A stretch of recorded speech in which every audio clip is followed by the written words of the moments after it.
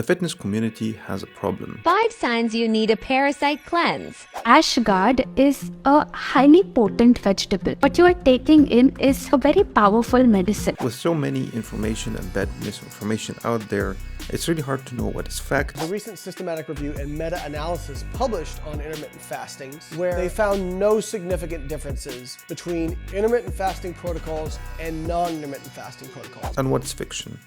It also has been shown to reduce inflammation in the body, which in turn reduces the risk of many chronic diseases, such as heart disease, some types of cancer, dementia.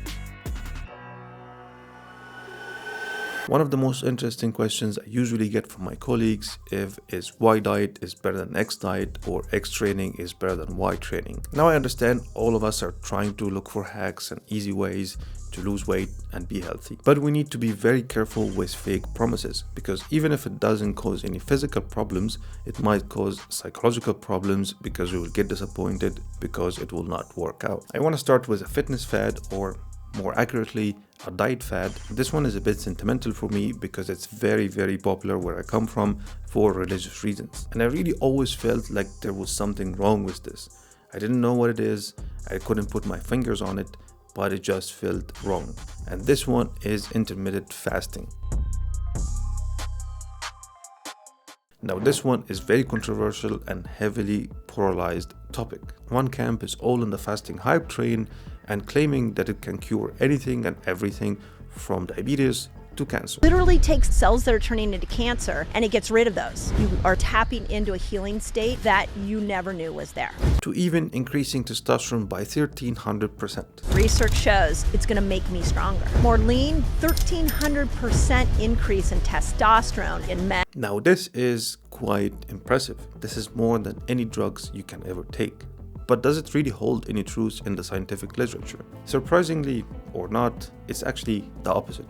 From 4 recent studies on fasting, we can see a clear reduction in testosterone in just 4 weeks of fasting. Does this mean that fasting is a bad idea? And the answer is, it still depends. At the end of the day, fasting, like any tool, has its downsides and upsides. And you should be using it when you have a specific use case for it. For example, my friend who lost 50 kilos, in the beginning of his journey, he was struggling a lot with food and binging while working. He gets stressed and he was in a very stressful job at this time, so he would binge, especially on Mondays. Coming out of the weekend to a stressful work week isn't a nice feeling, and that can push the best of us to binging.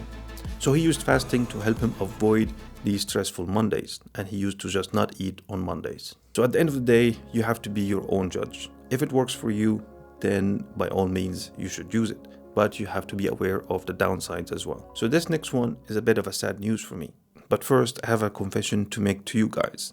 I have an addiction to sweets. When I started my fitness journey, back then information were very, very limited. I used to, like all gym bros, eat oats, and I hated every goddamn minute of it. It was just too damn bland. I just couldn't eat it. Now I eat oats 3-4 times a day, all thanks to artificial sweeteners. I literally survive on artificial sweeteners. I put it on everything, snacks, food, whatever. Anything I eat, I put sweetener in it. Even in my last competition prep, I used to put it in my cucumber snacks as a low calorie snack. Yes, it sounds like a disgusting thing to do, but I love it.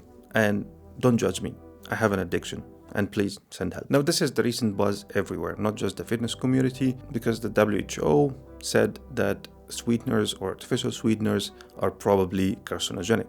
But it really sounds bad until you know what else is included in this probably carcinogenic bucket. So here are a few from the list: red meat, staying up late, smartphones, and my favorite one, occupational exposure as a hairdresser or a barber. Most of these studies are done on people who were already overweight, which we know can increase the risk of cancer. So it's kind of like blaming the rain for making you wet when you're already swimming in a pool. And we have a lot of studies showing a correlation between obesity and cancer. So is the artificial sweetener to blame, or obesity? Again, we need more studies on this. I'm not saying it's safe or you have to consume it if you don't want to. Nor should you consume artificially sweetened beverages over water. But if it helps you lose weight by replacing sugary drinks and foods, then in my opinion, this outweighs the potential risks. All I'm saying is it's probably safer than consuming sugar and getting the extra calories that will guarantee that you gain weight. and will put you in a greater risk for cancer. When I was younger and I had energy to go on dates, every second date or something, I used to get a girl telling me that she is on a detox diet. And no, I'm not being misogynistic, just my experience. I just didn't see a guy being on a detox diet so far. Now, this always blows my mind away, seeing people on TikTok or Reels believing that some food will cleanse your body. There are a lot of detox diets out there, from food cleansing to juice cleansing to water diets, but in truth, your body is great at detoxing itself. You don't need to spend your money on special products or diets to help you detox. And of course, because capitalism, companies ride the train and create products for us to consume to detox our bodies. Oftentimes these products have 1 or 2 ingredients that are kinda science-backed, and I say kinda because these ingredients themselves don't have enough research on them that shows that they actually work. Some of the research shows some kind of benefits, but it's not clear enough if it actually does anything. The second type is juice cleansing. I usually not a big fan of drinking my calories, but oftentimes when you're on one of these diets, you are in a calorie deficit, because usually these drinks or these juices are greens. They are not high calorie juices. So you're in a calorie deficit. And guess what? We have solid evidence that being in a deficit and actually losing weight actually benefits your health. So is it really the juice or the fact that you are actually losing weight and getting more healthier? So don't fall in these traps, guys. Just eat a normal, balanced, healthy diet and your body will do the detoxing itself just fine. If you search on Google or YouTube on how to build muscles, you'll find some half-naked buff dudes telling you need to go to the gym, bro, and lift heavy. 2 things here.